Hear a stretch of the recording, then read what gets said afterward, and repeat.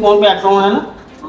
प्रथमतः से राजकुमार परिड़ा नाम व्यक्ति जो प्रथम आक्रमण करते से पूर्वर मुझे एबीपी किसी कम कै से मत घोर विरोध करती कहते तू कहीं ये सब कम करूँ आम तो अच्छु आम करूँ आम एबीपी चलेबू आम यूनिवर्सिटी को कंट्रोल करूँ ये मंतव्य सब दिखती पूर्वर से मो रूम को आसिक धमक चमक देती रूम डाक मत धमक चमक देती तथा मुझे यूनिवर्सिटी जाऊा समय मत अटकई धमक देती तो ये सब चली पूर्व तो मुझे जो एबीपी कम कै तो मत एमती विरोध करती से को माने राजनीतिक दल सहित इन्वॉल्व अछंती तो देखो सी बर्तमान जड़े छात्र सी बर्तमान एबीपी कौन दायित्व ना बर्तमान एबीपी ओडिशा पूर्वर राज्य विश्वविद्यालय सह संयोजक भी अच्छी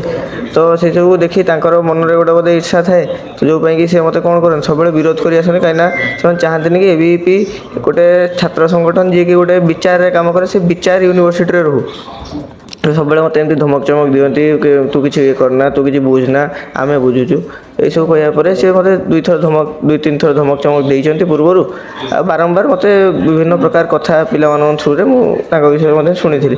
तापर आज सका कौन है कि जो एक नंबर हॉस्टेल लटरी चलता पिला कौन रूम मिल फास्ट इयर आम भी से हॉस्टेल अच्छु बर्तमान आम अलटमेंट आसी अलग हॉस्टेल चेंज होगा तो आम कौन करूँ कि सेठी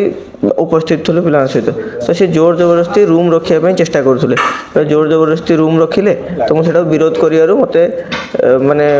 माने गाड़ी गुलज कले परवर्ती समय मत मारपिट भी कले आज्ञा तो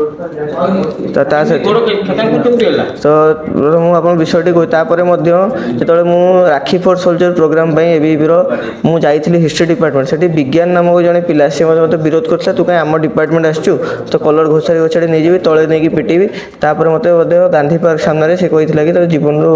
मैंने मारदेबू ये करूँ एमती सब मत मंतव्य देता तापर से राजकुमार परिड़ा जहाँ ना जी मत प्रथम आक्रमण आज कर पिला भी उपस्थित थी और गाड़ी गुलज कर सी धमक देता मत ता परवर्ती समय मुझे रूम रे नथिली ठीक संध्या 6:30 पाखापाखि हे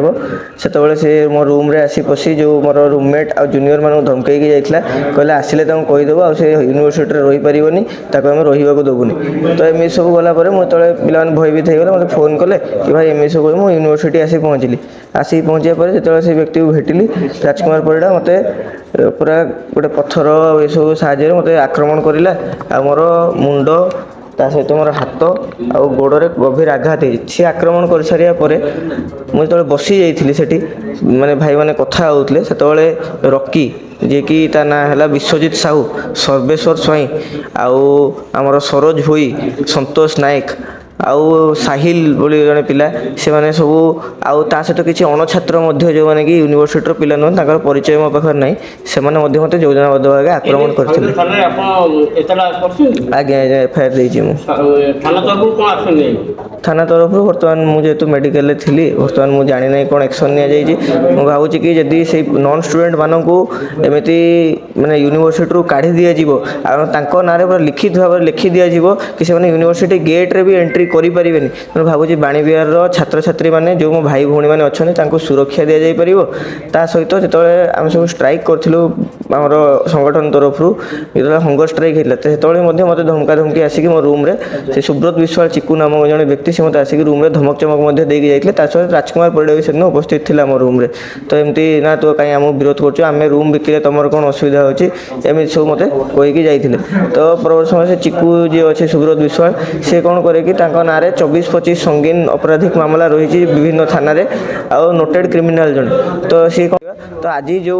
माने लास्ट योजनाबद्ध भाव समस्त ग्रुप रे आक्रमण कले सेटा सुब्रत विश्वाल चिकू और से विश्वजीत साहू रॉकी डायरेक्शन रे से माने मेन मास्टरमाइंड ये सब साहस दे करेबारे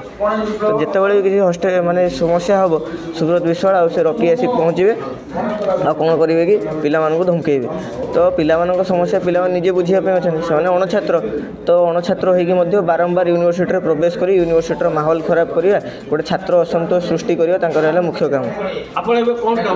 मु चाहूँगी कि तुरंत आमर प्रशासन सहित आमर एडमिनिस्ट्रेटिव जो पावर अच्छी एक्सरसाइज करा तुरंत से अणछात्र मानक हॉस्टेल बाहर करा ता सहित सरकार और पुलिस को मोर विनम्र अनुरोध उत्कल यूनिवर्सिटी भाई जो नंबर 1 यूनिवर्सिटी को जदि आम ये सुरक्षा दे पारना गोटे छात्र जदि एमती अणछात्रों द्वारा माड़ खाऊे ताले आम